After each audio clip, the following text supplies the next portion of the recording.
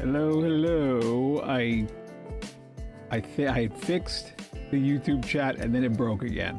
Hang on a sec. I saw you, Indy. I know you're there. It's always YouTube. Always. It's almost like it's a garbage platform that nobody should use.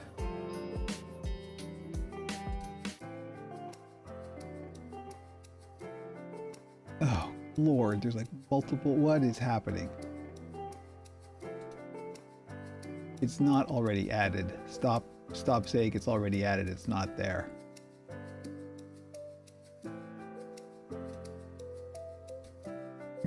Good Lord. I don't know. I don't know.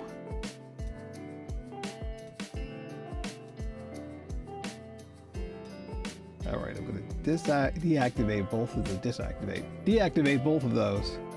Hi, Ghost of Bodefeld. I know you're there too, and I can see you because it's Oldcast, and therefore it works. Oh, there's like multiple weird... It's not already added. Stop saying that. You're wrong. You're actively wrong. Let's try this. I don't know. No streams found for Operation Puppet. Great. Great. Am I still streaming? It looks like I'm still streaming. Yeah, Indy, don't get too excited. Okay, I can see the thing. Hang on, I'm gonna hit play. See if it is in fact still streaming. Uh-oh. What is happening?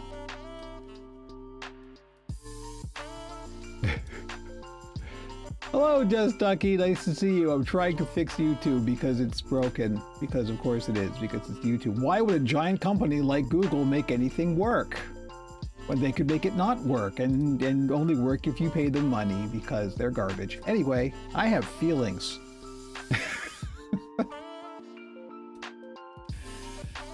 Oh dear, oh dear. Okay, I can see my face on the thumbnail, so that means something's going out. Okay. YouTube chat isn't working. I know. Thank you. Hello, Joe. Nice to see you. I'm sorry. It's always YouTube. Always.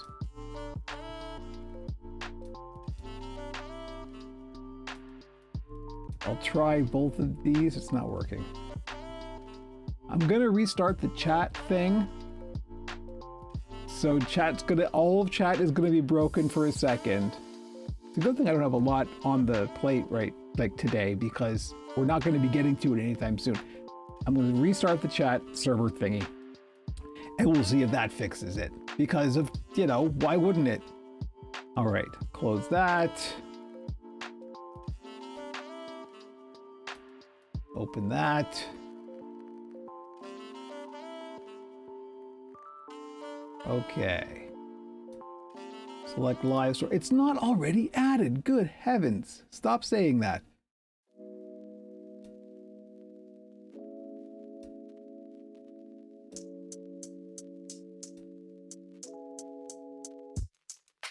I don't know. I think YouTube is just like, forget it. It's just not gonna happen.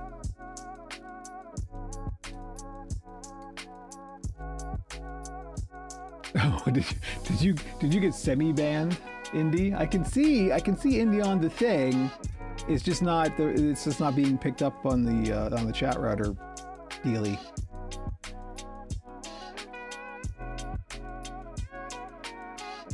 Okay, I'm gonna stop that.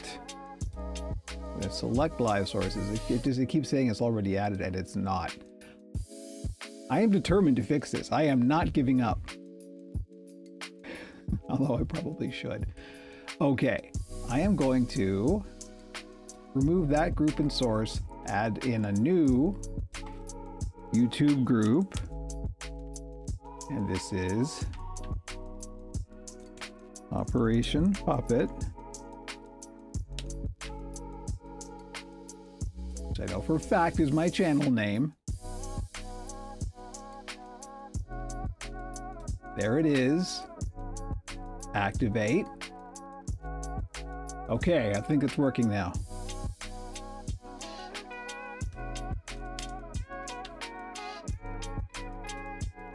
Test.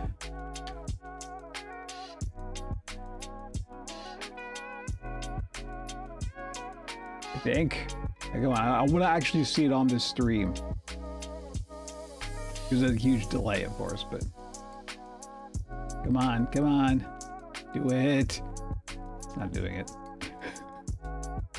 I can see it on the. Oh wait, I know what's going on. There it is. Okay, I can see it. Yes. Okay, I think YouTube is working now.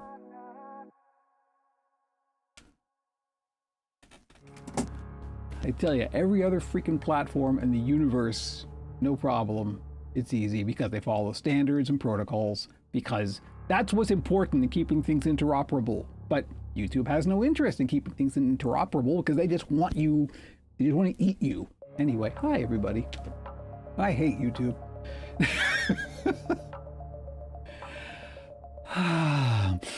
This is supposed to be the timeline cleanse. Yeah, okay, good. I can see everyone's here. The gang's all here. We got the clubhouse all together. Oh, good heavens. Just leave YouTube. Just please, everybody, leave YouTube. There's lots of alternatives, I promise. I know it seems like there isn't. I know it seems like it's going to require a cognitive load that you don't have. You do.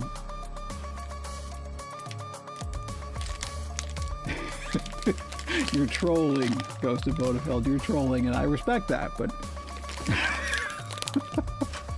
that is a particular troll I will allow. Hi, everybody. I'm back. It's been a little bit. It's been a minute, as the kids say. Yeah, so I missed the past 2 weeks. If you listen to the podcast, you know why. And if you don't, you should. But, you know, I know not everybody listens to podcasts. So the week before last, I was working on a commission.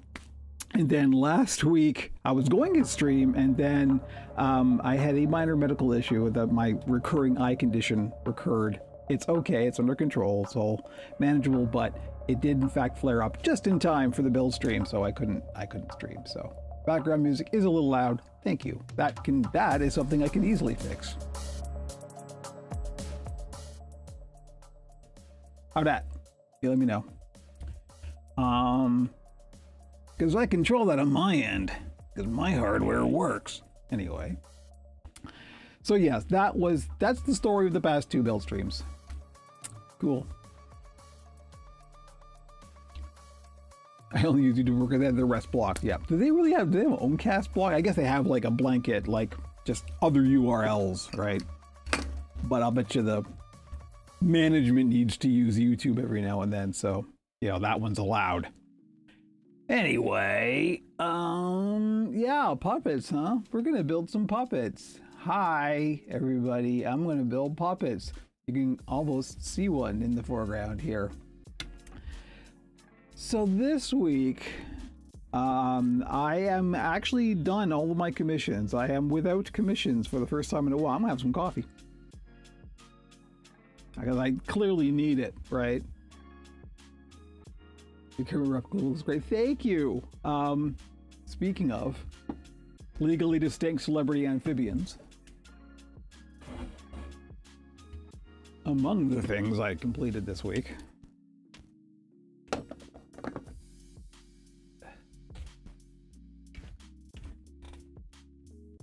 yes indeed, 'tis another. Colors sitting a little weird, but that's okay. That'll smooth down in time. Hello. So yes, this is going up on the shop tomorrow. This legally distinct celebrity amphibian is going to be for sale imminently. So, you know, you can get yourself one. You may be curious about the colors because they seem different, and they are. That's on purpose, for the legally distinct thing. And also, these colors are actually accurate. What people don't generally realize is various of these legally distinct celebrity amphibians, as the case may be, the colors have actually changed quite a lot over the years. And these colors are accurate to some of the builds that were done in the 70s. So this is a retro style legally distinct celebrity amphibian. So here we go. Well, that's going up on the shop tomorrow. Just so you know, I'm advertising. I'm sorry. I don't want to advertise to you nice people. But also, as I was just saying, I am without commissions for the first time in a while, so I need money. I need to pay rent. So yeah. Speaking of, I don't know what, suddenly a new chat window popped up on YouTube. I don't know why, it just spontaneously happened. I hope it's still working. I guess we'll find out. There's 2 more puppets that are going to go up on the shop tomorrow, and finishing them is what is on the agenda today. I don't have a lot left to do. We're just going to do some facial features and hang out and try and be chill, although that's not easy when things are broken. But anyway, let's have a look what we got going on here. A couple of smalls. I'm just doing some good old standard, stuff I've done a lot before. There haven't been any smalls in the shop for a while, so I'm just doing a couple more. And I did these into nice springtime colors because, yes, although I am, an aging goth, I recognize that there are colors in the world. And so that's what we're doing today. We're just going to finish the facial features on these 2. So that's not going to take a lot of time, so we're not rushing. I'm just chilling out. This is the last of my coffee. I will not be having a coffee break like I usually do today because this is it. This is all I got. I guess I could make more, but I probably shouldn't because I definitely have had enough coffee today. Oh, how are all y'all? I missed you. It's true. I miss streaming when I don't do it. And I'm trying to do it as often as I can. It's just, life happens, etc. Hope you all are doing as well as can be in this foul year, Trying to avoid talking about current events because this is the chill stream. So yeah, here, let's have a look at these 2 here. So I've got in order to keep the mouth closed when I do, like photography and stuff that I'm actually standing back to do. That's what these are for. These are just little chip clips. These are used to keep the mouth closed. Otherwise, everyone looks like they're screaming. And although that's appropriate for 2026, it's not necessarily the desired result for a friendly, happy puppet. Hello. There we go. A little small. So the eyes, are you planning on making any more replicas in the future? Yes, is the answer. One that I have been actually prototyping a little bit, and we're getting close, is, let's see, what was I going to call it? Legally distinct neurotic furry monster. You can guess which one that might be.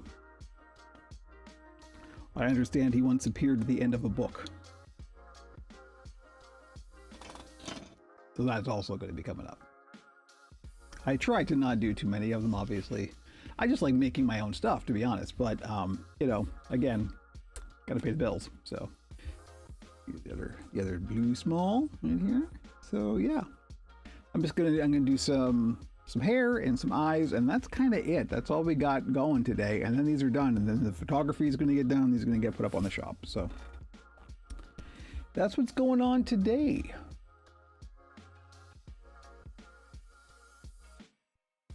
So not a whole lot. Trying to think if there's anything I need to do to catch up everybody on stuff that's been going on. Not really. This is kind of it. Just been carrying on and doing the stuff, Speaking of streaming, I have been intending to do some more game streaming.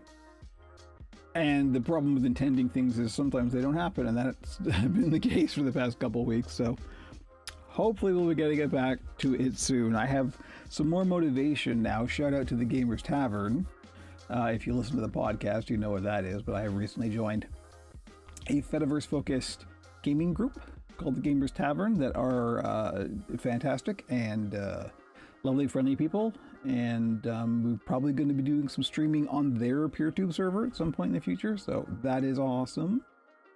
I do have a question I keep meaning to ask. Did you ever find a good replacement for Ostrich for others? No, I have not. And that's a problem.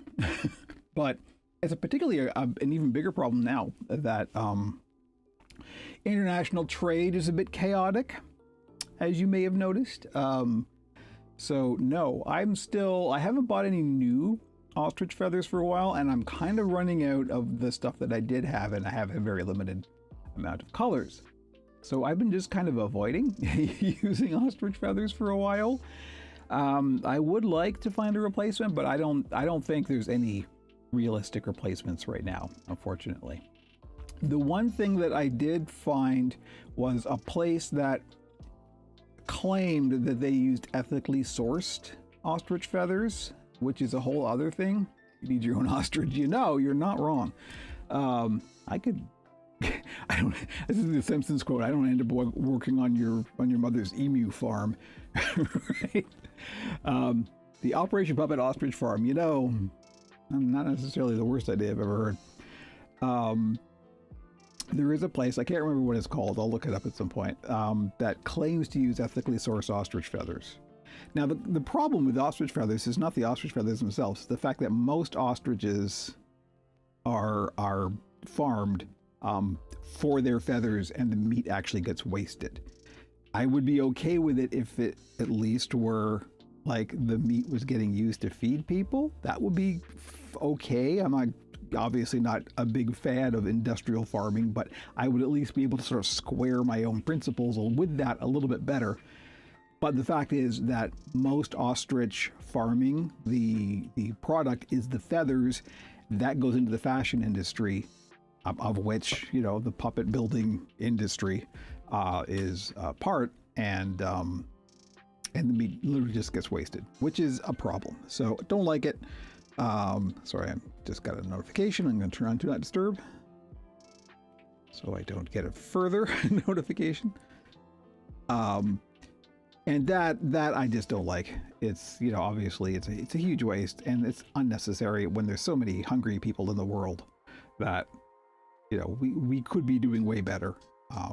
So the place that I found does claim, again, there's no way of really verifying it, but they do claim that that they do use ethically sourced ostriches, which is that they are farmed, but the meat is also used. There are some places in the world that do actually eat ostrich.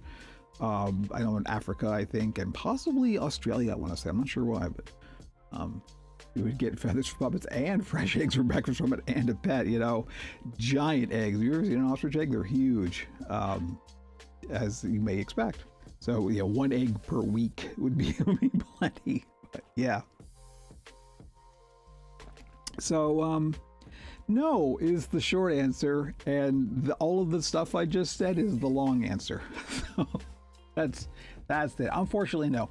I probably will have to get some more at some point in the future, particularly depending on if there's any commissions, wink, that anybody wants. So, you know, I will still get them should I need them. I'm just not happy about it. But we live in times where sometimes we do have to sacrifice our own ethics for reality, which is unfortunate, but you know, it's just the world we live in. So on that happy note, let's build some puppets. What are we doing? Let's go to the overhead cam. How's that? I didn't square up the camera. Give me one moment. Actually, let's go to this camera. I knew I forgot something, so forgive my torso. Enjoy the Star Wars Muppet t-shirt. And let me just adjust this camera so we're all where we want to be. I guess that's all right. It's not perfect, but you know, welcome to 2026. It's not perfect. Go to overhead. My mom has empty ostrich eggs in her house because spiders allegedly don't like the smell of them. That is very interesting, and also a marketing opportunity, huh? You could market ostrich eggs to people with arachnophobia. Talk to me. We can arrange something. So as you can see with our two smalls here, I do have some eyes already picked out, and I'm not going to do, when I do smalls usually, I usually do the little bead eyes, and that's fine. But I just felt in a Dawn Celine mood And one of the things about the smalls is they're very Don Celine inspired, right? This is like Wilkins and Watkins kind of style. So I wanted to do more Muppety style eyes on these two. So I've got these eyes that I've already printed up and are ready to go. We got to make some pupils, but I think that's where we're going with this. We're gonna do one that's round and one that are oval. So I think that's it's gonna be fun. So we've got to do hair and tongues. That's also important. And then the pupils and make the holes for the eyes, and that's it. So we got a little bit to get to. Where are we at here? 10:23 already? We might as well make a start. So we got to do two bits of hair. So what I have to decide is what kind of hair do I want. Usually, let's go to this camera for the moment. Usually when I do a small, I usually just do a little kind of tuft of hair on the top, little crest. And I think that's probably where we're going to go with these two. I think that will suit the eye style the best. I have done ones that are like, instead of doing eyes, I'll just do like a big old mop of hair. It's kind of like Boober Fraggle style, you know? And I was thinking about that for these, particularly the blue one, but I think we'll just go standard with these, make little pom-poms that are going to get glued to the top. So that leads us to the question of colors. So I think for the blue, I'm probably just going to do blue. I know it sounds crazy, but you know, speaking of ostrich feathers, I may actually have some blue or purplish blue ostrich feathers. Might as well use them. Let's see what is in the magic bag here. Why, look at that. It's some very blue ostrich feathers. Seeing the small as why I asked with the ostrich feathers. Well, you're in luck, because I do have a decent amount, it appears, of the blue ostrich feathers. So let's go with that. Might as well use them, huh? And for the yellow one, how about the Swedish chef approach, unibrow instead of eyes? That is an excellent idea. I've done that a few times on the ogres, on the big live hands ogres that I do, and that works really well. I'm not sure on a small how well that would work. Well, let's have a look. It's a good thought. I think the thing about the unibrow on a small, like just like a big, you know, it would also depend on the hair. So I think we would need to figure something else out for the hair, like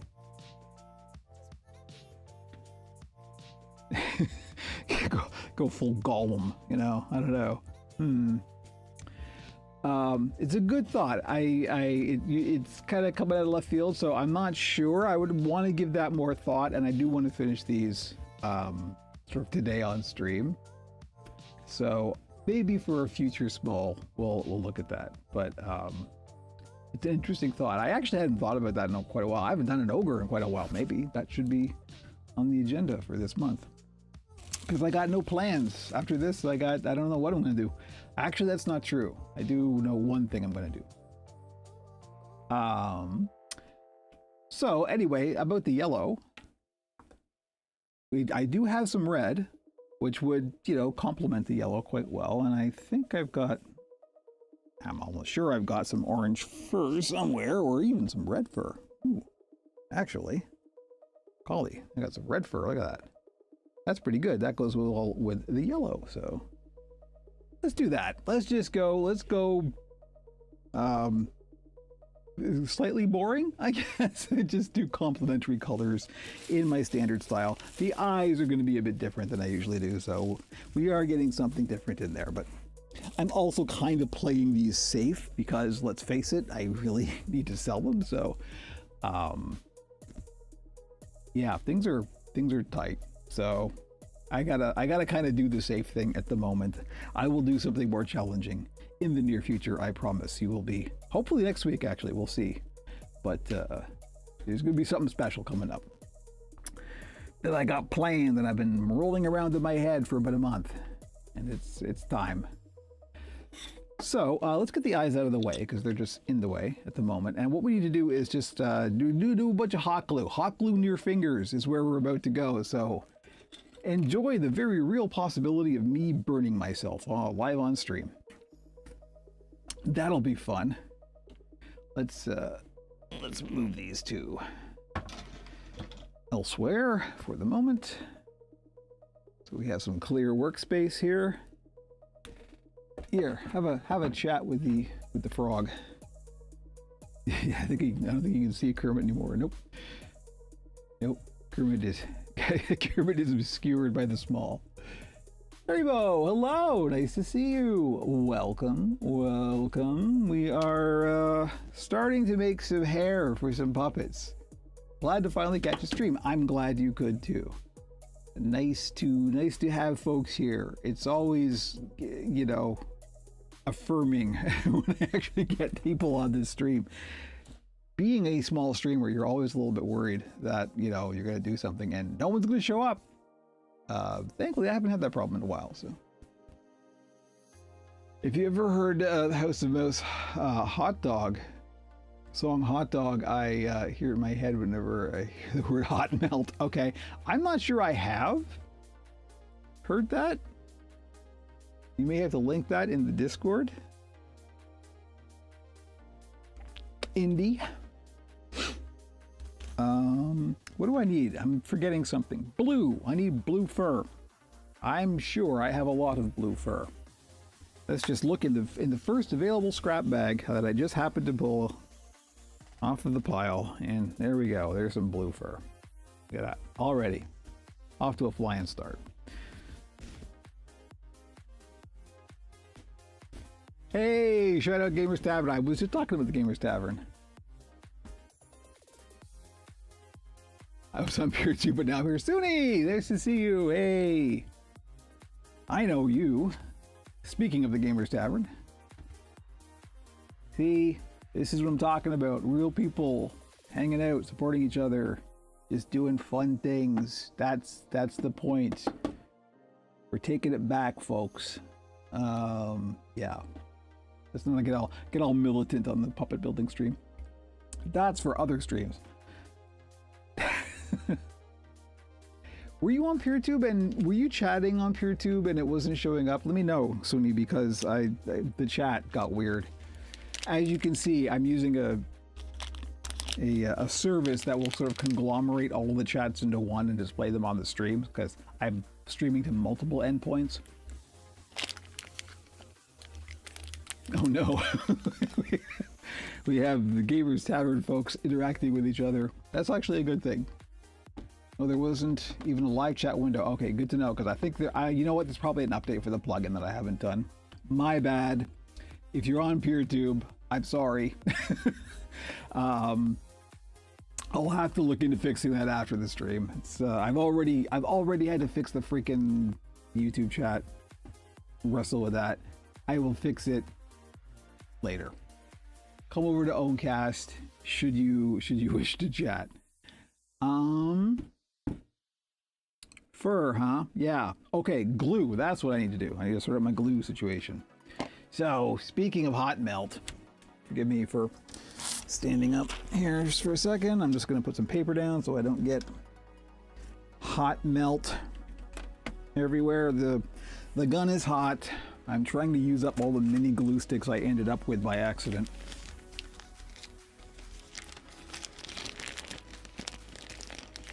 Thank you, Sudi. Nice to, you know, we got the interactive crowd here. Oh, that's on the PeerTube end. That could be used. I'll double check that. You have to enable the chat option while setting up. Oh no, I've had it working in the past. I just haven't updated the plugin. I think that's the problem. Every time, like the PeerTube chat plugin. Live stream plugin that I have had it working, and it's the one that always breaks as well. Like whenever they do an update to the plugin, you have to jump through a few hoops. So it could be a problem on our end of it. No, so don't worry about it. It's all good. I'll sort it out. It's probably on my server. The odds are. Okay, so to start with, I need a Sharpie. One Sharpie. and a means of making a circle. Here's one now. I just always grab the most near to hand thing that is in the shape of a circle because of approximately the size I need. Me measure things? Don't be foolish. Okay, so I'm just going to cut it a circle in this fur. This is an old scrap of fur from a few previous builds.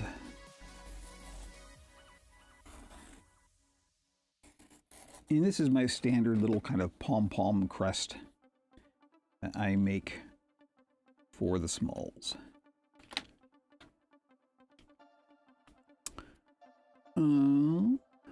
Scissors. So when you're cutting fur, this is the lecture that everybody who's been around these streams have probably heard 1,000 times. So we do have some new people, so I will give the new lecture. When you're cutting fur is tricky because what you want to do is you want to keep the length of the fur, right? Now, the way that synthetic fur like this is it's really just a bunch of fibers that are stuck down into a backing. So what you want to do is you want to cut only the backing. So you're not going to take your scissors and cut into it like this. You're only going to make little cuts along the backing. Make sure you're only cutting the backing and not the length of the fur. And that's how to keep the full length of the fur. So this is often done with a razor blade, but I'm clumsy. So I'm going to take it slow and easy with a pair of scissors. And all you got to do is make little snips, and you could have pull back and you make sure you're only cutting the netting part, or at least as much as possible. You're always going to get a few of the fur fibers in there, but it takes a little bit longer, but it's also noticeably safer. Razor blades are quite easy to only cut the netting with, but they're also razor blades, therefore scary.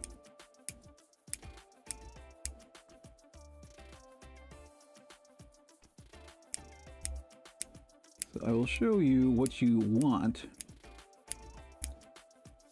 to end up with. I just realized I'm doing this slightly wrong. I'm making a pom-pom when if I'm going to use ostrich feathers, that's not how I usually do it. Oops. Anyway, I will use this at some point. I'm rushing. You see, you always make mistakes when you rush. Despite what capitalism says, don't rush. I don't know why I'm rushing out. This is literally the last thing I have to do on these puppets, and then they're done. So there is no hurry. Anyway, there we go. This is what you want to end up with if you're cutting fur. Right, so we've still got the full length of the fur here. There's no harsh lines that have been cut off or anything like that. So this is something you can work with. However, I'm not going to be using this for this one. Hello, Quizzical Summit, which sounds like an auto-generated from Owncast chat name. So feel free to change it to whatever is most appropriate for you.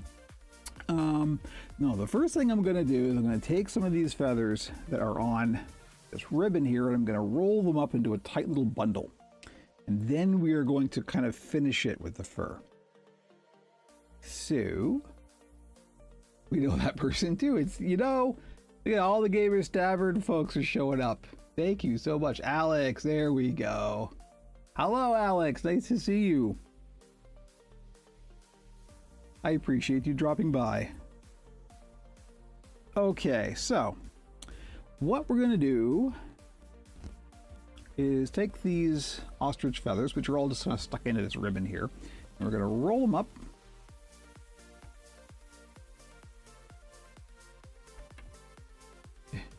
It sounds like super satisfying scissors. These are relatively new. I actually had to replace an old pair that just got so, I mean, I could have probably fixed them, but I don't have the time. So I just ended up getting a new pair of scissors. And the thing about good quality scissors is they're not cheap. So yes, they are very satisfying. Love the rings. Oh, thank you. Yes. Aging Goth, you know, gotta represent. I don't always get to wear them on stream because sometimes I have to wear the safety gloves when I'm working with dangerous chemicals. So That doesn't, they don't go over the rings very well, or at least they would, and then they'd tear. So whenever I can, I take the rings for me are by default. I have to think to not wear them. So, and it's funny. There's a psychological thing I think that happens when you wear rings. Hey, Scribbletoad, nice to see you. I feel more dexterous when I'm wearing rings, and I know it's obviously a psychological phenomenon, but it does kind of put your attention into your fingers a little bit more, right? And I feel like I can manipulate things with a little bit more fluidity. So anyway, this is what we're doing. We're gonna roll up a little bundle of feathers here. So I just want to decide how much I want, and in the situation where it comes to feathers, more is better. Cut as much as you think you're going to need, and then cut a little more. So let's go with, do it half of this. Here's rings of dexterity. You're real. You're not wrong. It's true. Shout out my D&D nerds. I guess that would it be, yeah, it would be D&D. Dexterity is D&D, right? And other things, so, well, obviously, but my old brain automatically goes to D&D.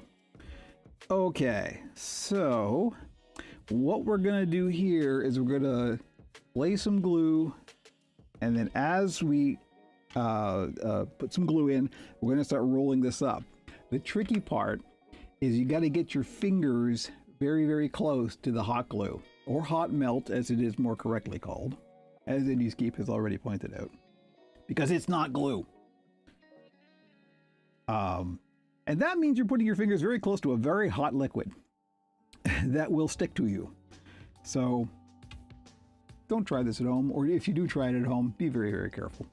I'm probably going to burn myself. You will know it because I will say so. So what I'm going to do is I'm going to cover up the kind of length of these feathers here, just so I don't accidentally get glue on them. And gonna put some glue down, and we're only going to do it in little stages, just little bits at a time. I'm not going to try and do the whole thing at once. I want to stand by my first aid kit. Sit over, I got, yeah. Can you get over here real quick? What goes in a hot melt? Tuna, probably. Yeah, tuna, you know.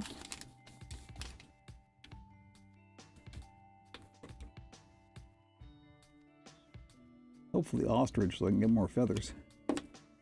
Can I have a hot ostrich melt, please? Hot ostrich melt was my nickname in high school.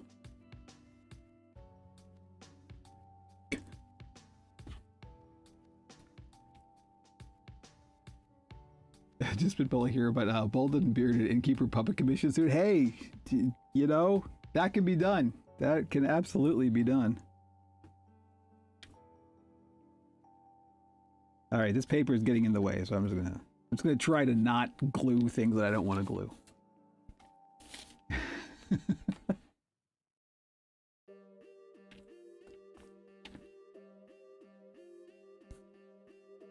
So you know what I should do? I should switch to my little handheld camera here so you can get close up of what I'm doing. Give me 1 second and I'll just do that. You gotta work fast so the glue doesn't set before you're...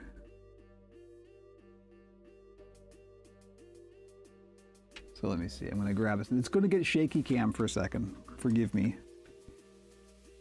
Let me just put this down here. So let's go to the close-up cam. So here we go. This is the focus is going to get weird. I apologize because the grid on the work surface makes it all weird. But this is what we're doing. We're just rolling up the feather bundle like so.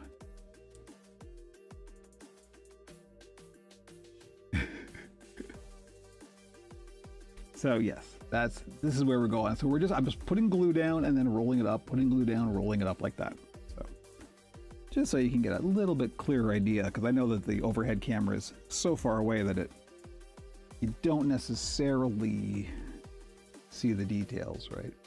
Also, the focus looks a bit weird, but anyway. I can't worry about lighting and focus now. It's too late. We're streaming.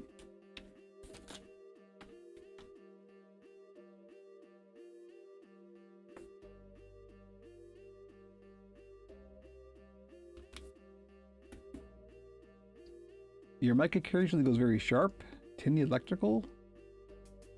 That actually sounds like streaming compression. That might not be on my mic's end. Although it could be. I gotta check.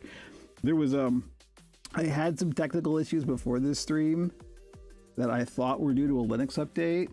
Because yes, I am Linux on everything, including the streaming computer. Turns out it wasn't. It was just my USB hub. I needed to reboot my USB hub. But I'll check that.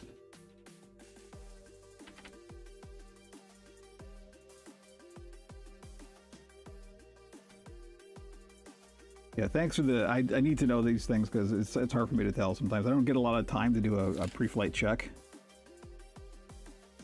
I always say between streams, oh yeah, I'll look into that and fix that, and then I always never get time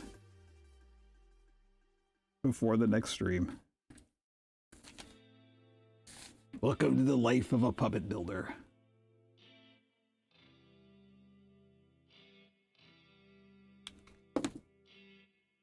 Okay, we're almost done here. So far, I haven't burned myself, and now, because I've said that, I will.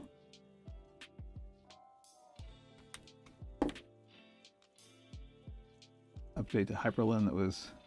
Oh, I still haven't tried any tiling window managers, and I'm really curious to. I'm on Bazite for everything, actually, at the moment. And they're pretty locked down to KDE, so... Okay, here we go. Our little bundle of fur.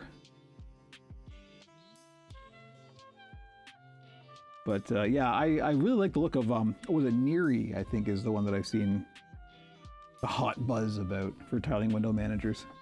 Linux talk on the Puppet build stream. There we go, my people at last. So there we go. There's our little bundle of feathers, and we're going to then finish this edge here that's got the ribbon on it with some fur.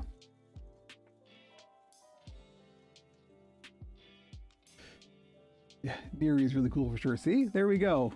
Told you, folks. That's what I said on the previous podcast. Was I feel like I finally found my people, and you know, I can say Neri, and you know what I'm talking about. That's amazing.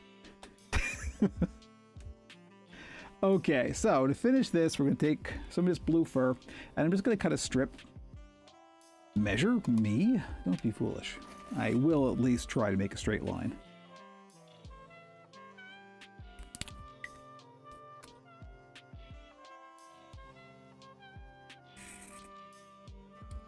And this is going to be far more than I need, but that's okay. Nothing will go to waste. There's a reason I have piles and piles of scrap bags over here.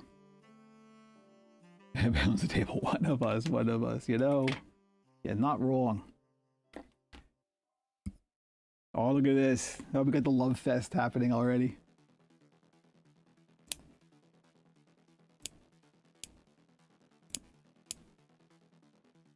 Hey, how many other gaming collectives on the internet can say they have a puppet builder, huh?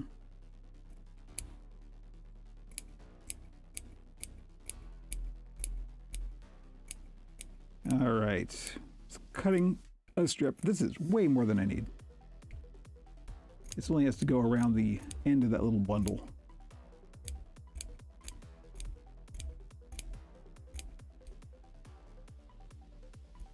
So, like so. Auto. Respectful niche, to be sure. Yeah, believe me, everything I do is niche. I'm niches within niches. I'm like niche inception. Okay, so what I'm going to do is I'm going to take this fur and glue it around the base. Here, let's go to the close-up cam. Here we go. Yes, around the base of the feathers, like so. And this is just to hide the kind of raw edge of the ribbon here. That's all. Nicheception, yep. Time for a throat lozenge. I find what I'm particularly now that I'm old. If I talk for a long time, I need to loosen up the throat a little bit. My throat gets really dry and my voice starts to give out, which is a problem when you podcast for 2 hours. Niches, nooks, crannies, etc. Alright, so I'm going to put some glue. Hopefully this is still more or less on camera. More or less. Just going to lay that in place, like so. I am leaving a bit of room down the bottom here, and that's on purpose. And then we will glue on the top side. Roll that over. Hold that there for a moment. It's almost like I've done this before. You 100 times.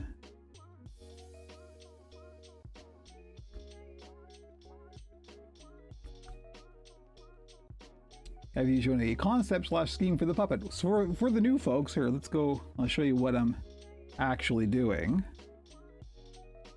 Let's go to the face cam here. I'm finishing a couple of, these are a standard model of puppet that I build quite often, and I call them smalls, S-M-O-L, because they're small on purpose, and they should be. Puppets should never be larger than they need to be because weight. So this is it. This is kind of like a blank platform, as it were, to build off of. And I do these a lot. These are quite popular. And so all I'm doing is I'm finishing these two. So here we go. And of course, the nice thing is they don't have arm rods. These arms are just kind of intended to flop around like that. So as the performer performs them, they can do like fun little, you know, little things like that. So yes, this is... And so those of you who are new, you may have not seen who's sitting in the background here. So yeah, that's the thing. I got a few things. OperationPuppet.com. Check out the portfolio section. There's a few things. I've been doing this for a while. So yeah, this is what we're finishing today on stream. We're doing the eyes and the hair and the tongues, and that'll be it. And these will be done. There's this one and there's a yellow one as well. And they're both the same. Okay, actually we'll go back to the close-up cam here. So now that I've got this, and we gotta sort of close it off, what we want to do is there will be a little bit of a back seam. I know that not very famous toad, you know? Legally distinct celebrity amphibian is what we say around here. I'm going to just gonna trim this up. This is the most dangerous part. This is where the fingers have to get the closest to the hot melt. Because I'm gonna put some glue in there and then I'm just gonna kind of close it like that. You will see a little bit of a seam, but we'll just put that in the back. You'll never see it. It'll be fine. Just gonna put a little bit of glue in here, like so. Hot glue / hot melt is not used that much. It really depends. We'll talk about adhesives at some point in the future. I'm not going to be using the really dangerous adhesives. I've already done that. These puppets are already made. But most of the time, like for making the understructure of a puppet, for example, we're not using hot glue. Hot glue is usually just used to finish stuff, or if we need to attach something really quick. It's almost an emergency measure. It's not very robust, so it depends. On fibrous materials like fabric, for example, it's great. This will hold no problem because it can actually get into the fibers and stuff. On non-porous materials, it's terrible. You don't want to use it on like anything that isn't going to have an absorption. It will be functionally useless. Okay, so for the final bit of just finishing this little crest here, I'm going to put some glue. We see this have this little rim in the bottom here. I'm going to put some glue in there, and then I'm going to kind of fold this over, and this will just give us a little finished edge. So when we glue this to the head, there won't be any kind of raw netting around. I'm really a stickler for showing like edges and unfinished bits. I don't like that at all. So I'm just going to put some glue down in here. And then start folding this over gingerly.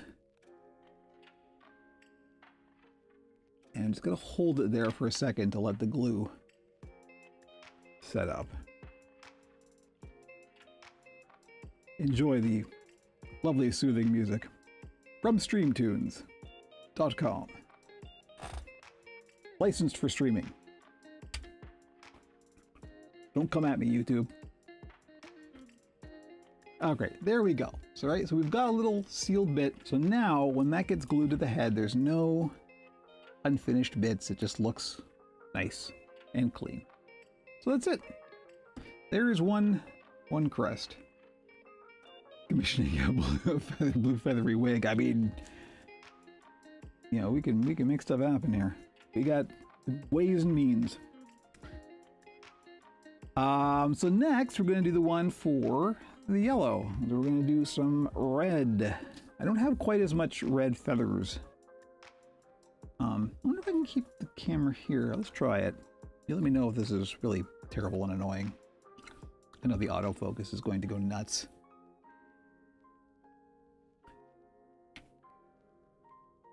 Oh no. Oh no, Haribo. I wish you much strength in dealing with all that. Good heavens. But I mean, look at it this way. It's 2026. If ordinary terrible things happen, that's a good thing.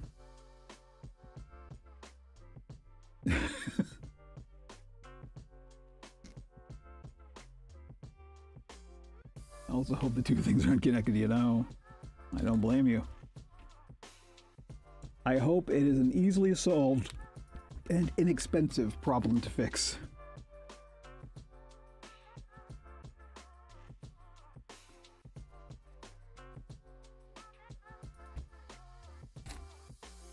Alright, so what we're doing here is we're just doing the same thing I did with the other one. We're just rolling this up little bit by little bit.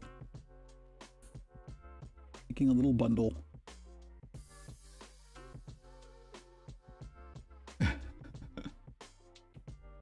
Yeah, I guess that's all we gotta tell ourselves in 2026 is, well, look, it could be worse. We know quite clearly all of the ways in which it could be worse. Consider yourself fortunate that it's not worse.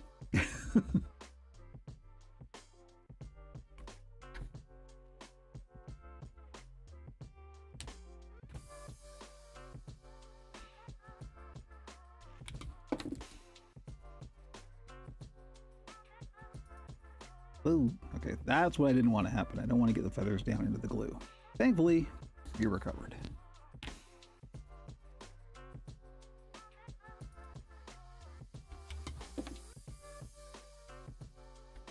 Alright, this is going to be a bit more robust than I originally thought it was going to be, but it just so happens that these feathers are packed a little bit tighter, a little more dense than the blue ones, so that is good. We like dense feathers. So I'm up with it, Coachella. I don't know. I'm trying to work the room, you know?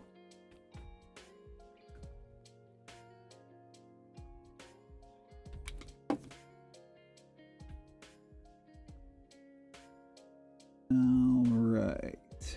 We're almost ready to proceed.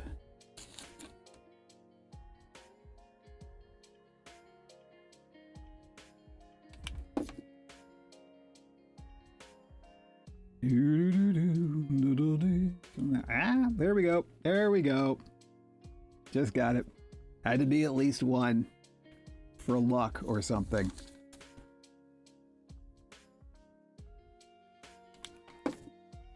All right. Now we're just going to hold that there and not burn ourselves. So when's Frankie going to Sherpa us through Warframe?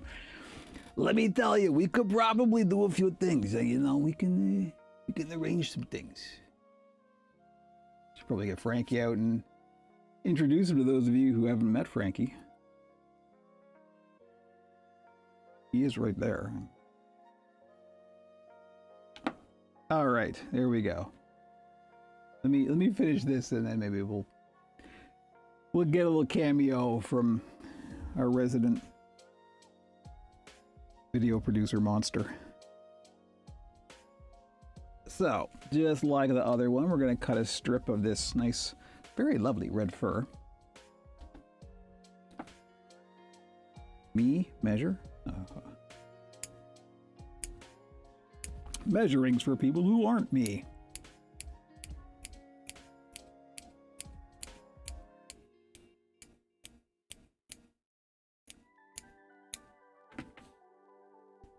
Like so.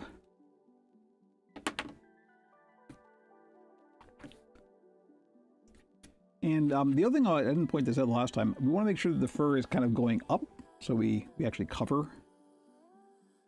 Because fur does have a direction. It always does. And in this case, it's actually kind of weird because the fur is actually going in this direction, so it's red hair from legally distinct science blast. It is very similar to beakers. It's okay, I can say the name. I'm not actually making one of those yet.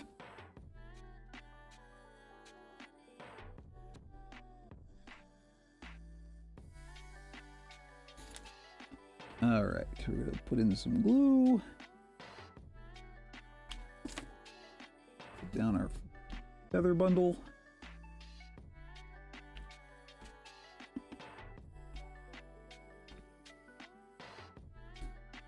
And exactly the same, the one we just did.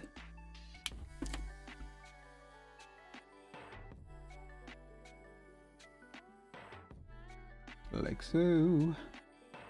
How's that autofocus holding up? Actually doesn't look too bad. The autofocus tends to freak out because of the grid pattern. Like, I don't know what's in focus and what's the depth of field. I'm a Logitech camera. I don't know anything.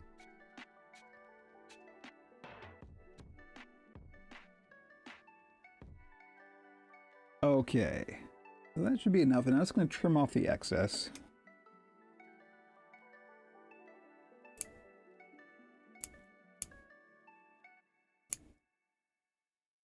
Like so, and now we close the patient. So, just like before, we're going to put some glue all around the bottom there and then fold this over and hold it in place. Can you disable that on Logitech now? Oh yeah, you could. I just forgot to before the stream. It is a little late now, so I have to do it because I'm running on Linux. I don't have a control panel. I have to do it like in OBS, and that would make the stream get weird. And we don't need this stream to be any weirder than it already is.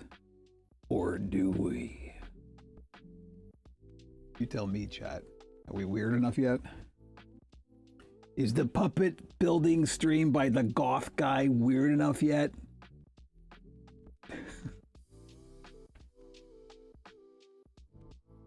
Okay. Embrace the weird. Shup the bud. Nice to see you. Hello. You know, I'm telling you. I mean, you've seen my lower third, right? I mean, come on. I know what I'm doing.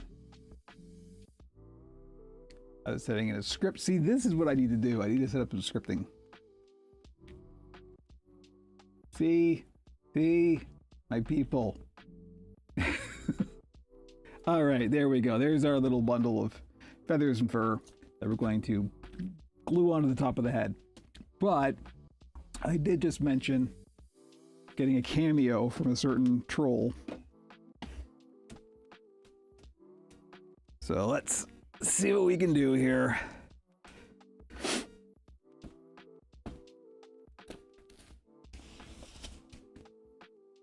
All right.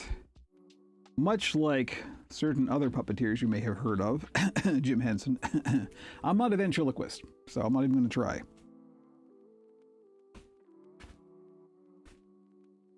Yo, but the beautiful thing about a good puppeteer is that you don't need, doesn't even matter that he's here, because I'm on screen now.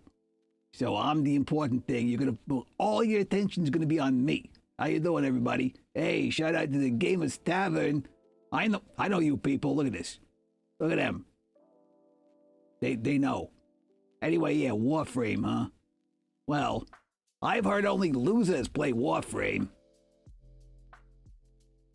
But, lucky for you, I'm a loser too.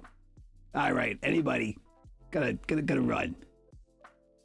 Hey, see? You know who the star is. I don't even know what you're doing here.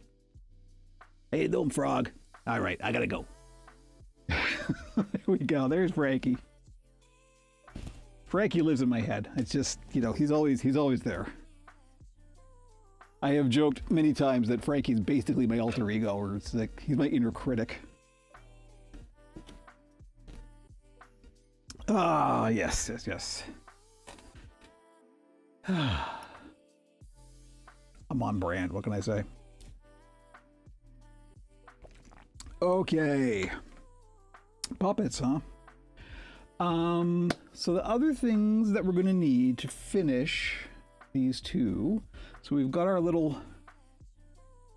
tassels here, our little bundles of hair. Look, there's a long story about why Frankie talks like that. Should I do the one joke? I could do the one joke. People sometimes ask me why I talk like this. And I gotta point out that, look, trolls live a long time, right? I did not get this accent from the humans. They got it from me. I just happen to really like that accent, so that's why. Thank you for showing up, Alex. Much appreciated. We'll catch you later. I'll post pictures of the finished products. Speaking of finished products, so we need some tongues. Keep it family friendly. And pupils. Trolls age once every 10 years, I say, you know? I think I decided Frankie was like 418 years old or something like that. I don't even remember. I don't even remember my own canon. Hello. Look at all these new people. Love it.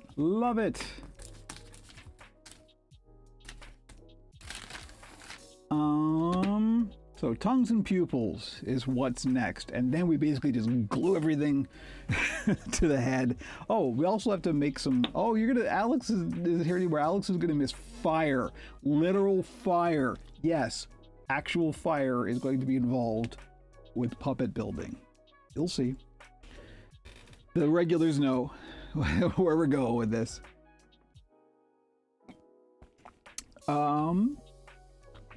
Yeah, pupils and tongues. So we've got to do some hammering, is what it comes down to. This is going to get loud. I have already warned my spouse in the other room that there will be some loud banging coming from this room. Do not be alarmed. If it is accompanied by screaming, then be alarmed. Grab another throat lozenge here. And so let's do, I don't know, pupils first, maybe? You know what? I'm not going to do the pupils until we've got the eyes in place, because I'm not quite sure what sizing I want yet. So let's do the tongues first. So to do the tongues, what I often will use is... Actually, I've got one kind of ready to go here. This stuff. This is craft foam. Craft foam is basically very thin sheets of EVA foam. And I like making tongues out of this just because it's easy to work with, and you can basically stamp them out. So what I've got, as you can see here, we've got the beginnings of one right here, is I have a few, these are leather punching dies. They're basically like heavy metal cookie cutters. They're actually kind of hard to extract, but I think I may want smaller tongues for this. So, but these are just heart-shaped. And then I trim it down and kind of smooth it out and sculpt it a little bit. But yeah, this one I think might be a little bit large. Let's have a look, actually. I think it's probably going to be, yeah, it's just a little, once I trim it down, it may not be too bad. I'm going to trim off the end and kind of round it out on the bottom, but we'll make a couple of smaller ones as well. I will often punch a whole bunch at once and then just like keep them in the container. I don't have any red ones currently, but here's like a bunch of tongues and uvulas and certain types of pupils you may recognize.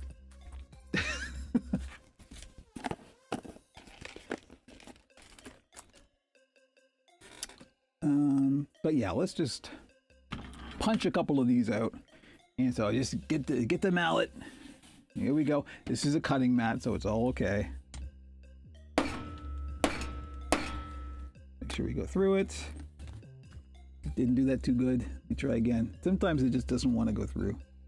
I don't want to hammer too hard, but there you go. Authenticated. Nice. Yeah, I have mixed feelings about Oancast chat system. I wish it was a little bit more, weird to say, but I wish it was a little bit more centralized. Like account based, stuff like that. I'm doing this poorly. Why isn't this going through?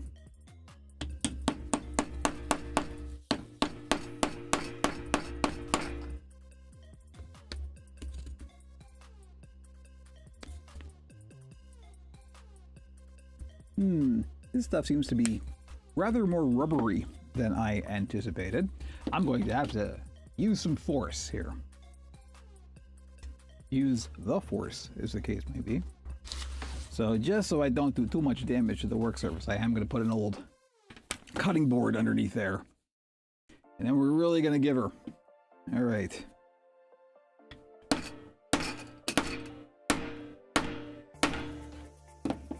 All right, that's gotta, yeah, there we go. That's what we're looking for.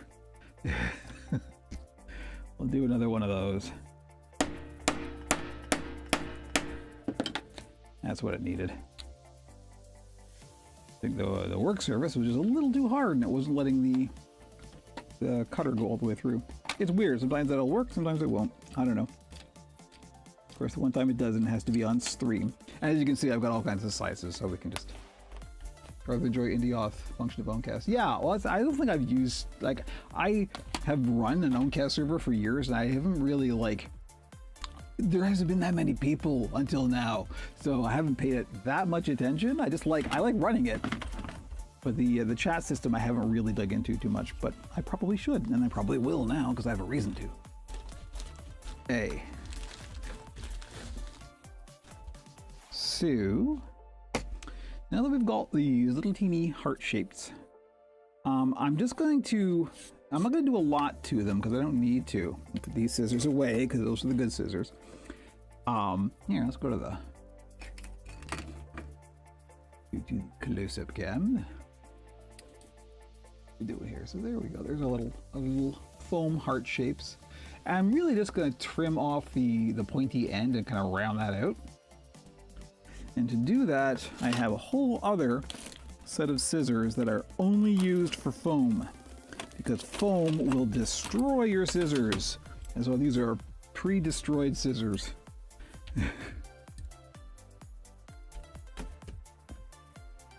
So the way I trim these off so it looks even, because it's really hard to eyeball, is I'll just go straight across.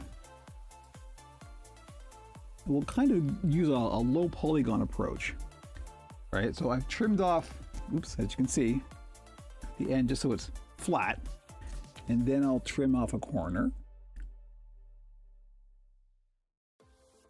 and then another corner.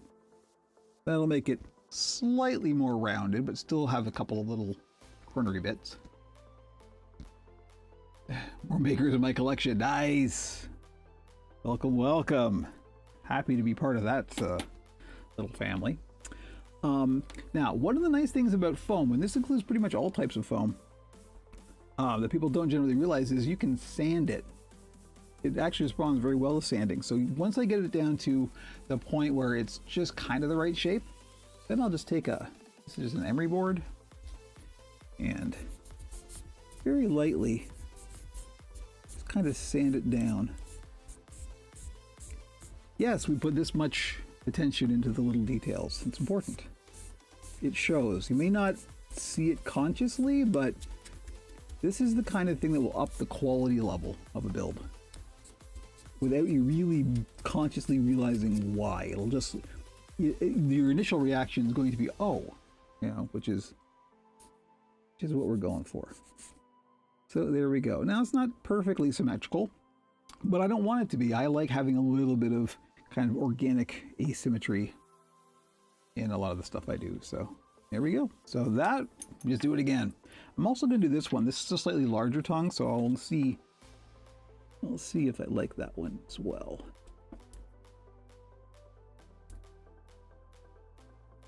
Okay, so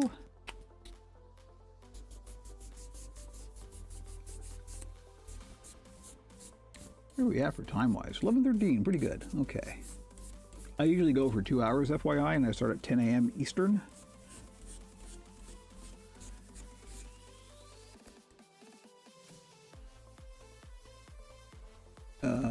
So yeah, we've got just about an hour left, which is good because I think I'm going to need it. I'm also going to do this one. I'm going to cut a little bit more off that, and this is going to be a little bit sort of flatter and broader shape. Heart-shaped tongue, you know?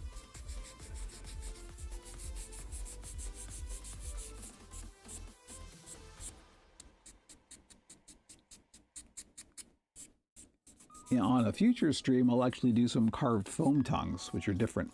They're carved dyed foam. These are kind of the most basic.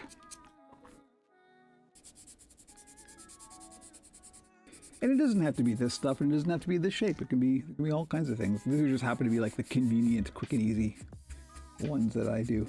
And they suit the builds as well.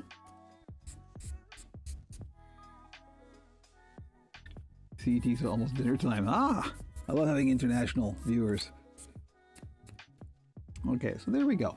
Now, we're not done yet because these need a little bit of shading on them.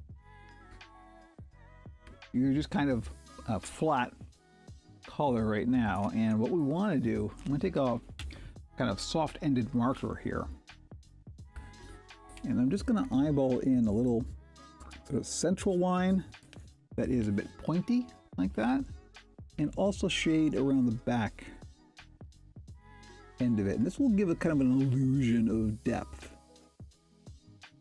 This is a very standard Muppety style.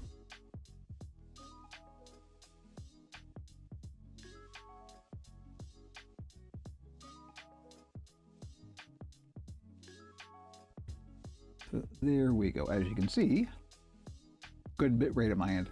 Awesome. Nice to hear. Gotta check that mic thing. It's been bugging me since I think it was Sony that mentioned it.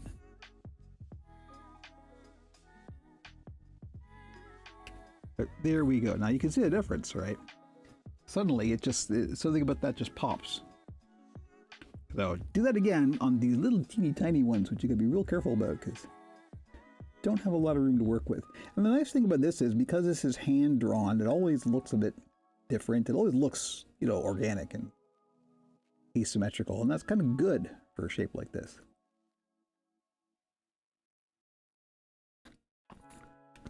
Like so.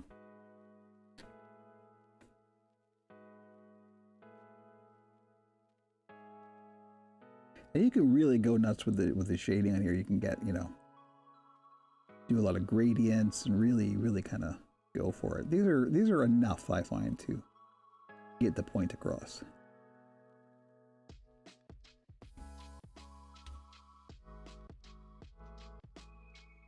Me being the only one that hears it. I'll check the playback because I am recording locally, so I'll see it without the, you know, the streaming lag and streaming whatever noise. But there we go. So there's our tongues. So let's go to the overhead camera and see what we think size-wise now. So here's the little bitty ones. And that's pretty good. It's very cute. So that'll work. I just want to see if the larger one will also kind of fit. We don't want it too large. Oh yeah, that'll work. We'll do one of each. Auto still fine for me. The quiet compare, but I can't amp that. Yeah, okay. Well, audio is always the problem, right? Anybody who's done any AV work knows that audio is always the problem. So balancing levels, good luck.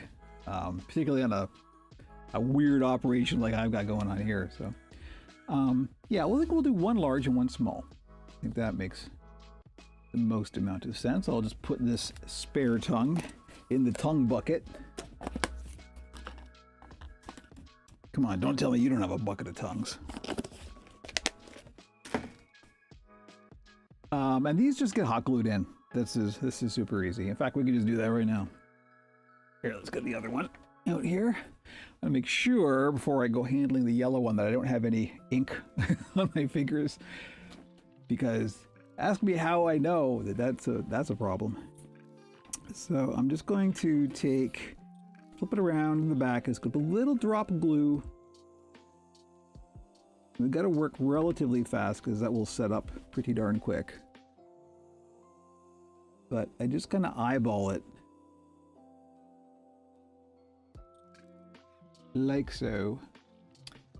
So here's one of the first lessons, and I'm gonna immediately backtrack what I say. But most of the fabric that is used in puppet building, just FYI, I know everybody refers to it as felt. I don't know where that started or why that started. It's hardly ever felt. Particularly not for the stuff that's on the skin, for example.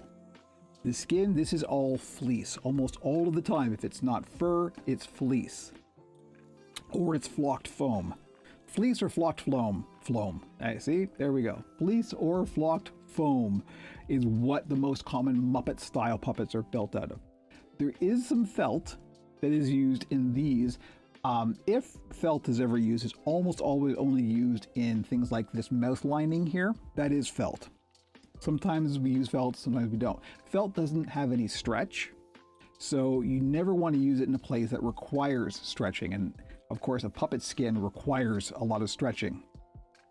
So FYI, it's not felt, it is fleece. Just so you know, for future reference. But in this case, you also happen to be right because I am gluing onto felt. And the answer is, at long last, yes, it holds just fine. Anything that's fibrous that has pores, hot melt will hold on to that quite well because it just kind of gets into all the little nooks and crannies and bits. It's on stuff that isn't porous, like plastics, for example, that don't have any textures on them for the glue to be able to grab into. That's the problem with hot glue and some stuff, is that it won't. There's literally nothing for it to stick to because it needs to kind of get into the fabric of the material, right? Maybe a translation thing.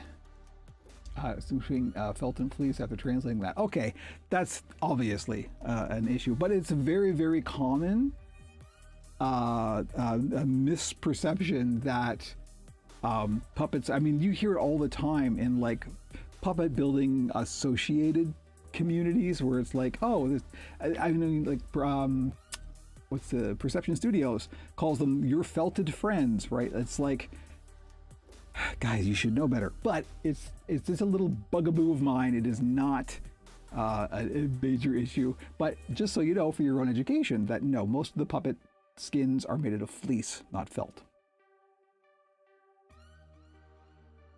And then I found myself pricing bespoke handmade puppets.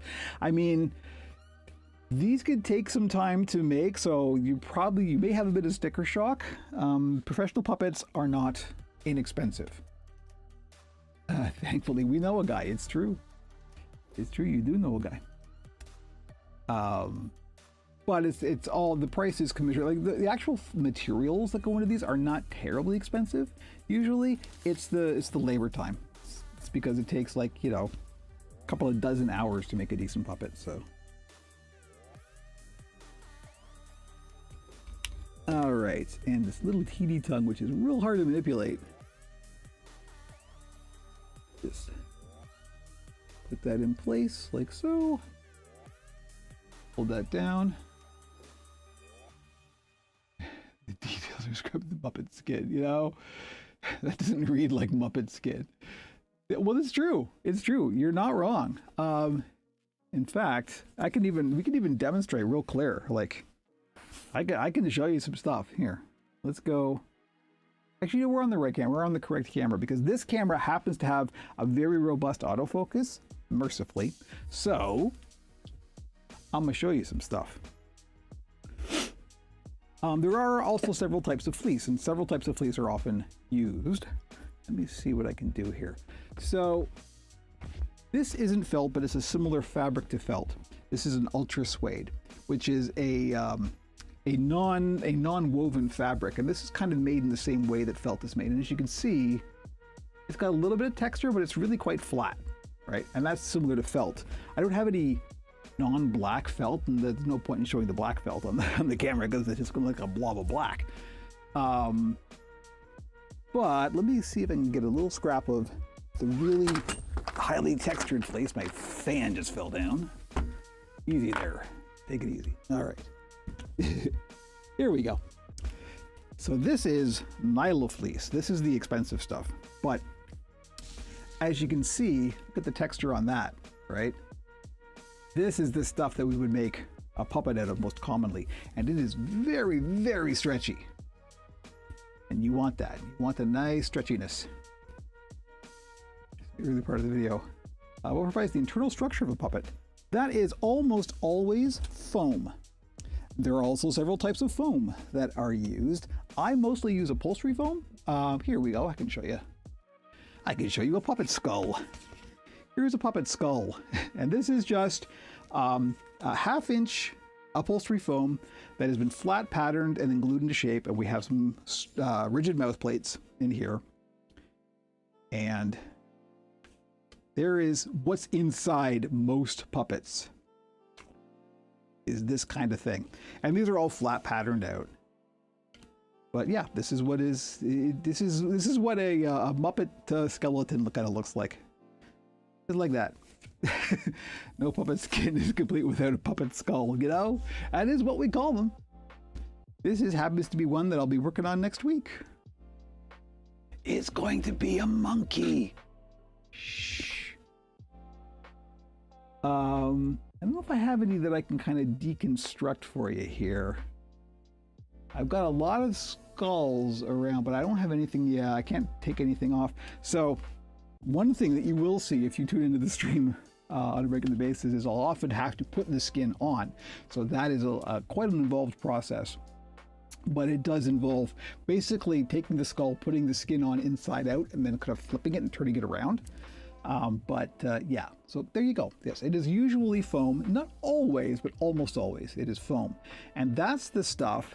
If you've ever seen, I would urge you to look up some like museum restoration videos of, I think the Center for Puppetry Arts in Atlanta has done some videos on their restoration process for some of the Muppets that are their permanent exhibit, because foam photo degrades. It actually breaks down over time. So a lot of the time when they get like archival pieces, like, you know, some original Muppets, they've disintegrated into nothing. You'll have the fabric skin, and then all of the foam inside has just turned to this like granular mush. So they have to rebuild, they have to reconstruct a lot of that stuff. And they'll reconstruct it out of things that are like wire and other types of synthetic fibers that don't break down over time. So unfortunately, when you go to a museum and you see some like Muppets and stuff, they're almost always been museum restored like that. So they're going to look like they were when they were new, but internally they're not puppets anymore, unfortunately, which is kind of sad to tell people, but it is true. My husband that just mentioned who you call a puppet felt. Aside from the Randy Felt face. See, exactly, that is my point. Randy Felt face, I love you, you're not helping. It should be Randy Fleece face, but that's hard to say. That may be why, you know, you go for it, but Fleece face is also funnier. Take it from me, Randy. You should get like another one. It's like your cousin Fleece face. Anyway. See, this is why we like having new people around, because they get to like say all the things I've already said 1,000 times. What are we doing? We're gonna do some, you know what? We're almost at the point where we're gonna do fire. Actual fire. That's why I'm drinking more coffee. In order to do that, I am actually gonna put the fan that fell down in the window and open the window up, because we're gonna need some ventilation, because fire. We're gonna make some smoke. So, excuse me for being off camera. You can enjoy. It looks kind of weird with the Kermit eyes, the yellow small in the foreground there. All right, I'm opening up my window, and I have a fan that I have in the window that will vent outwards, because I'm often working with fumes that you don't want. Wow, look at the, whoa, the lighting just went nuts. Let's go to a camera that isn't this one.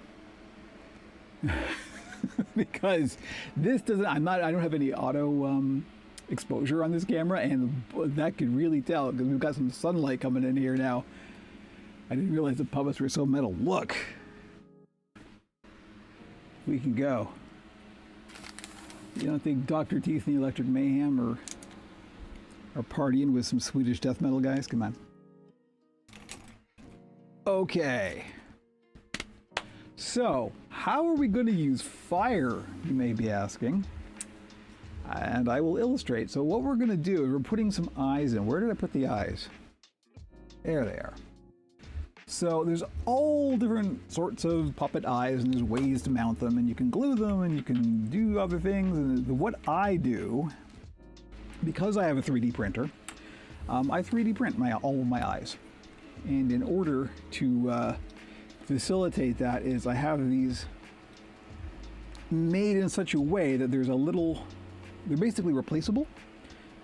There's a little threaded peg that goes on the inside, and then the eye itself kind of screws down onto that. So we basically need to make a hole to mount these onto. There's a couple of different ways you can do that. One way, for example, and so this is just fleece and foam. We need to make a hole in that. You can always poke a hole. You don't ever want to cut a hole, because this is woven fabric, and so if you cut a hole, it can start to unravel, and you can get frayed edges, and that's not going to look good. That over time, that will work more and more open, and you don't want that. So if you poke a hole, that's one of the better options, because you're basically forcing the fibers apart, but you're not actually severing them. I don't think only museum puppets have been recently, I think the only museum puppets I have seen recently that are still usable have been Jeff Durham's, yeah, because he 3D prints his builds now. Yeah, exactly. So what we are going to do, because I don't want to do either of those things, the absolute best way, and it's also the absolute most dangerous way, is to literally burn a hole. Come on, baby, light my puppet, you know, it's true. But because these are all synthetic fabrics, they're basically a type of plastic.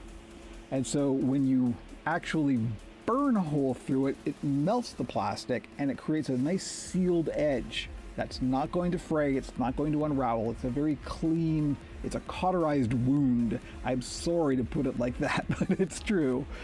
So in order to do that safely, this is how we do it. And you get a pair of ice grips. And I'm gonna get, I also need to close the door. This is a piece of copper-clad steel welding rod. Lightsaber strategy, exactly. This is the stuff that we use for arm rods. I can show you. Sorry for reaching across the camera. This is an arm rod. And this is copper-clad steel welding rod. It's one of the best things to use. We don't generally use like coat hangers because they're just not strong enough. These have a good amount of strength and are still springy, and they're very cheap and easy to get. So that's what we use for not just arm rods, but a lot of the internal structure if we need, like a mech or something. So this is just a little piece of copper-clad steel welding rod, and as you can see, it's been heated quite a lot, because this is what we use to make a hot rod. Literally a hot rod. I'm gonna take a culinary butane torch, such as one would make a creme brulee with, and I'm gonna heat up the end until it glows, and then we're going to poke holes in the puppet. That's what we're gonna do. First, we need to decide where the holes are going to be. You want to decide that before you heat up the rod, obviously. The rod is prime now, you know. In case of do not catch, you know, exactly. So in order to decide where we want the holes, what we got to do is basically, let's go to the wide cam. How about that one? Yes, there's several cameras. Ah, the lighting in this is much better. So what I'm going to do, I'm going to get this quote-unquote puppet stand, which is, yes, a piece of a cat tree, but hey, it's very handy. This has happened to be an extra piece of cat tree we had after making a cat tree for our cats, and it's a very handy puppet stand. Let me move this camera so we can see a little bit more of what we're doing. There's the fan in the window that's venting out, which reminds me, let me just close the door right now so I don't get, because we're going to make some smoke, you see, so I want to make sure that doesn't get into the rest of the domicile. And set off the smoke alarm. I think we have the same Logitech webcam. Oh, I've got, okay, so yeah, this is a C930 or something. This is one of the older 1080 ones. But there's also, the overhead camera is a handy cam. The face cam is a Canon Rebel. This cam that you're looking at right now is an old GoPro Hero something. I don't even remember. And then I've got the really expensive camera, which is the Puppet Cam, which I'll show you in a second. But yeah, I've got like 5 cameras for all this stuff. Cats made up all the toys that I could. I'm surprised. Jimmy, the gray guy, will often come and visit on stream. He often gets cameos, so he's sleeping right now, which I should probably wake him up, because otherwise he keeps us up at night. But focus, Pinky. All right, we got half an hour left. I want to try and finish both of these on stream, so we gotta get going. Okay, focus. So what I'm gonna do to start with is I'm gonna close the mouth with wherever I put them. There they are. A couple of chip clips, and this is just so the mouth will kind of sit in the neutral position, and I can sort of see what the head shape is a little bit clearer.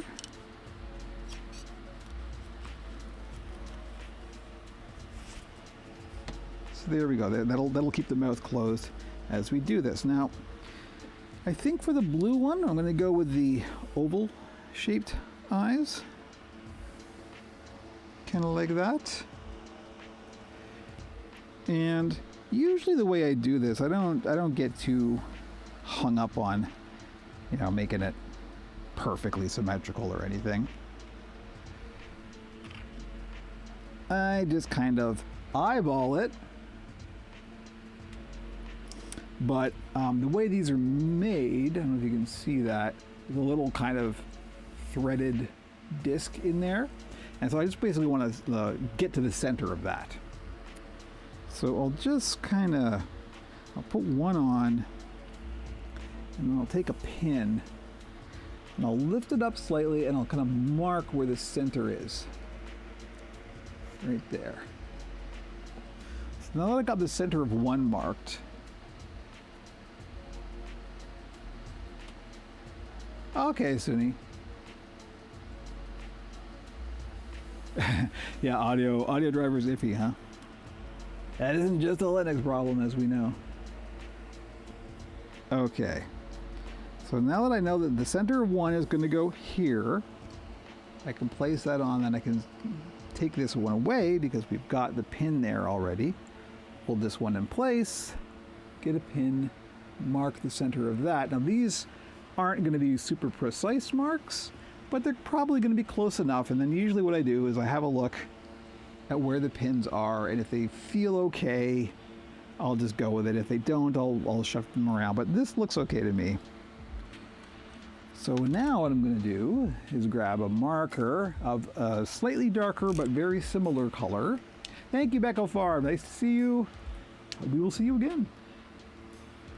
And I'm going to mark at the base of the pin here before I pull the pin out.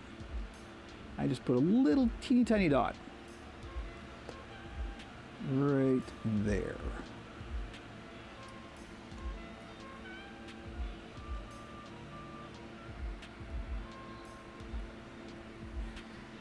And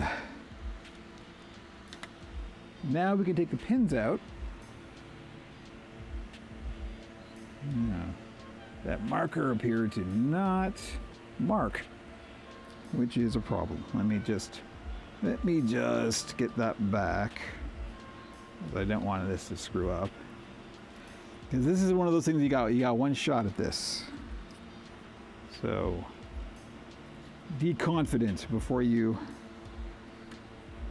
do this. Now, thankfully, because we do have a little bit of room to move, but I want to try and get it right the first time, obviously. So that marker appeared to not mark. There we go. That looks okay. I'm going to get a different marker here. Maybe it was just too light. How are you going to do, other Sharpie? Ah, much better. There we go. Okay, so now I've got two teeny tiny dots where the pins are. So now I'm going to take the pins out. And can you see that? You can kind of see that. Yeah, you can see the dots. So now door is closed, window is open, fan is venting. This is where it gets dangerous. This probably isn't going to be on camera, and even if it is, you're probably not going to be able to see the flame. But I'm going to make sure I'm pointing this away from anything flammable. And I'm going to heat up the end of this rod until it's glowing, and then I'm going to poke 2 holes where those marks are. Flame is on. Hopefully I've got enough fuel in this thing. Takes a minute. Isn't this exciting? A lot of you, it's your first stream and he's already using fire. Ooh, I'm running out of fuel. Gotta go quick. 1 hole. 2 holes. You see the smoke? There's the smoke. You gotta take this away really quick as well, because you can, if you let it sit there, you can literally like catch it on fire. So you gotta be real quick. I'm gonna put this on the windowsill to vent outwards. That's still quite hot, but we gotta do this again. So there we go. So we have a couple of nice clean holes in that puppet now. And since we gotta do it again, let's do it again. Take the yellow one and do the same thing and close the mouth of the clip.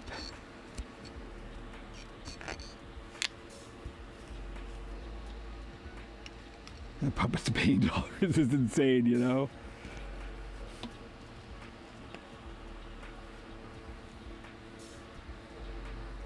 They may look cute, but they got it where it counts. So, this one's going to have the round eyes. And so,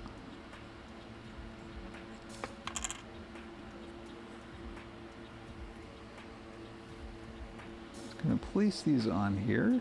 Maybe a little bit wider apart than that. That looks about right. So I'm going to keep one there. Mark the center with a pin. Put it back.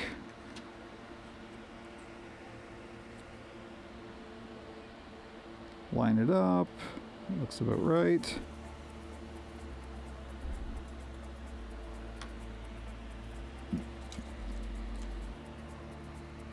Thankfully, because of this, you can actually make a little impression in the fleece, and you can sort of eyeball where the center point is. There we go. How does that look? Yeah, that looks pretty good. So I'm going to grab another marker that hopefully will work this time. Also, I have another throat lozenge, as my throat appears to be seizing up. It's all right. We've got a cure. Excuse me. Okay, so I'm going to take an orange marker here.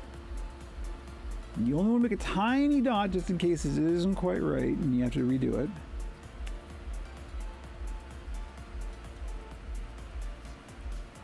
Here we go.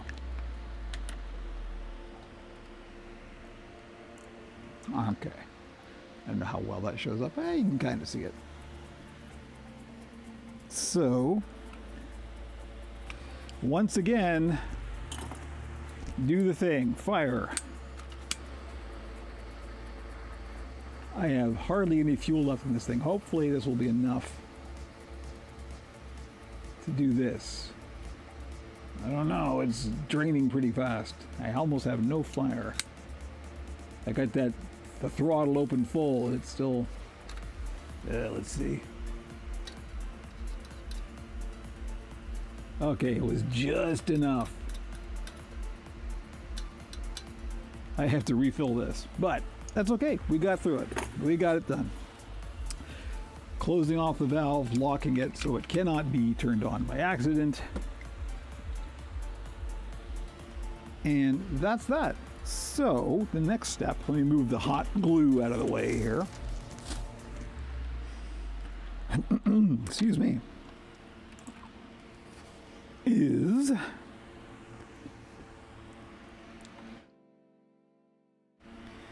we are going to, let's go to the top down cam here.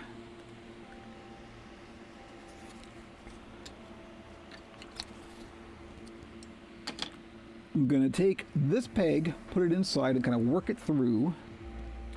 Oh, you know what? Also, we're done with the window being open. We've got, like, everything's vented now, so I'm actually going to, I won't close the window, but I'll close the curtain so the lighting on the face cam is slightly less onerous, because that was terrible. Yeah, so I'm going to put these pegs on the inside here and kind of work them out through the hole so they're poking out. And this is just one way of doing it. This is how I find the most convenient. And also, like, if I change my mind, I can put a different eye in here. This isn't locked into place forever. Sometimes you gotta fish around and find where the hole is. Please don't take that out of context.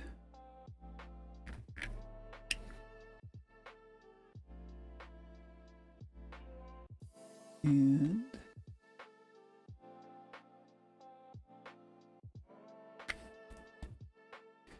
we're getting there. I like going through both the fleece and the foam, just because then you can kind of get it nice and sunk down into it and seated and make a little kind of eye socket, which just looks nicer. You can, the alternative, and I'll probably do that for the second one, is to sandwich the peg between the fleece and the foam. And that is also a way you can go. And the advantage there is then there's nothing touching the performer's hand inside. So it just feels like foam, and it's just very comfy. Comfiness is important in a puppet.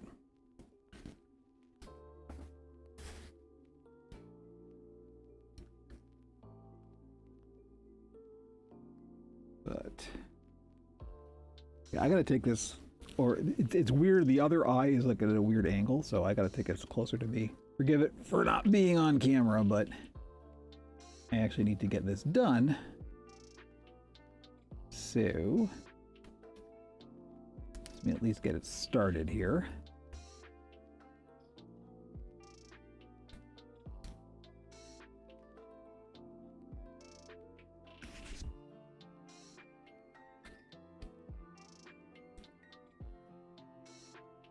Okay, getting there. Foam is kind of grabbing onto it, not letting it come all the way through. I didn't make the hole big enough is what it comes down to, but that's okay. It's just foam. You can just kind of pull it out of the way, and it'll be fine. So there's where we're starting. We've got a couple of pegs poking through the puppet head. But now all I'm going to do is, because these are on threaded shafts, I could literally just screw them on. Like so. And because these are round, there's no top or bottom, there's no angles. The angles are going to come with the other eyes. Yeah, like so. Voila.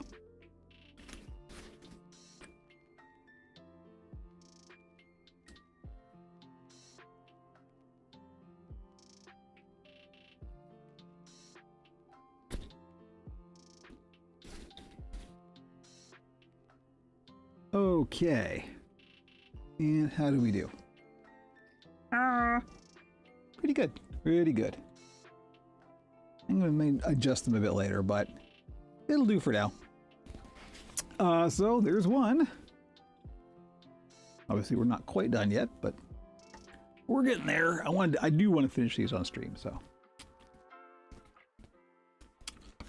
Now for this one, because these pegs are much, much shorter, I am going to sandwich this between the fleece and the foam. Just because this isn't going to go through half an inch of foam without a serious fight, so. So what I'm doing is I'm actually pushing up through, like, between. As you can see, I'm going under the skin here.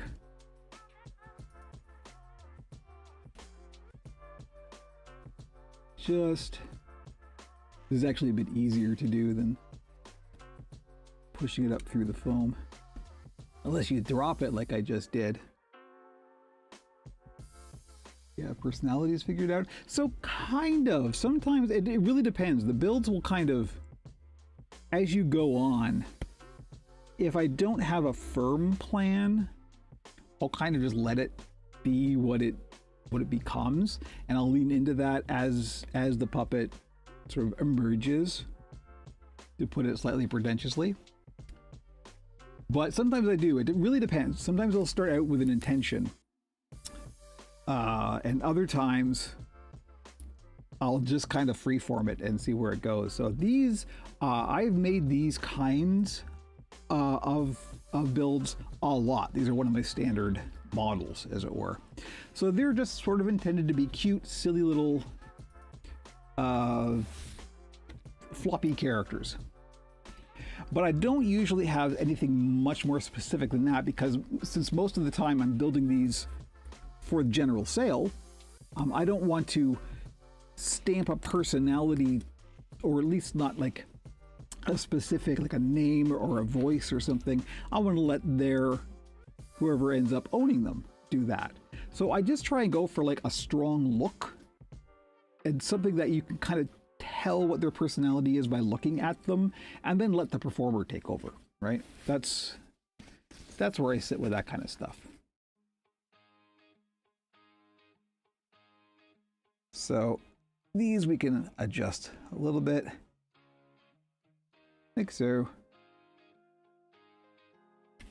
And there we go. But yeah, it's a good question. So it depends, I'm afraid, is the answer. If it's something I'm building for myself, I almost always know at least what their personality is going to be before I start.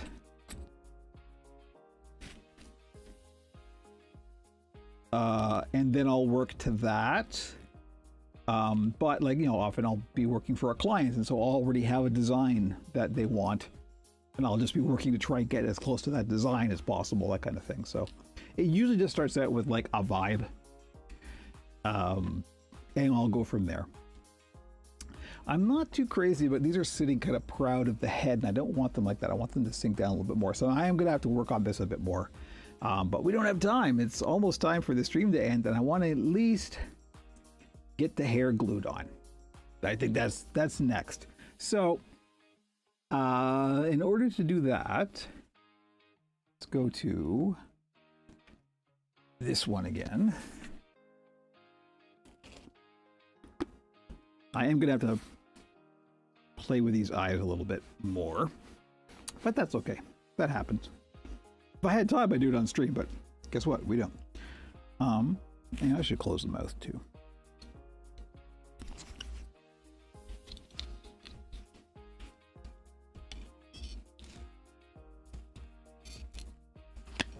Okay, here we go.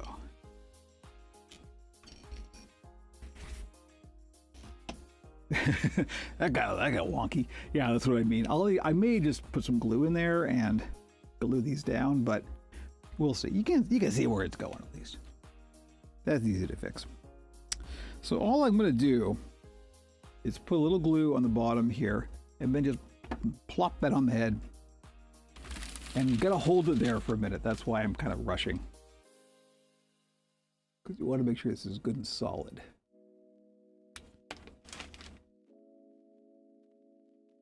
But thankfully, because we've got this center seam, it's easy to see where the placement should be. So I am pressing down so the glue will kind of sink down into the material. And because it's hot glue, we got to sit there and hold it for a second and just wait for it to set up. On fabric-y type materials like this, thankfully that doesn't take long.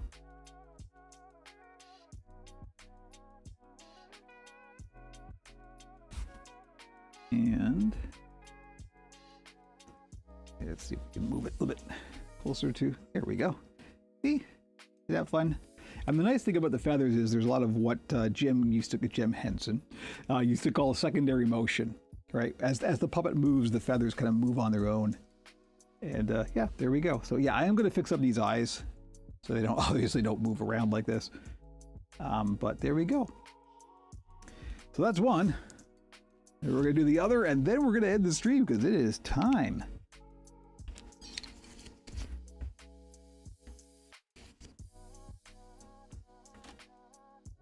All right, yellow one here. So yeah, these two particularly, I mean, you can kind of get a sense of their personality just by looking at them, right?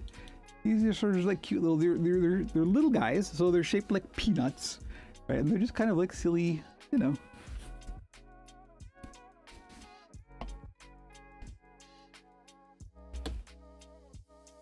Here we go. That looks good. I'm going to move this center line here. It's a little bit off center, but that's okay.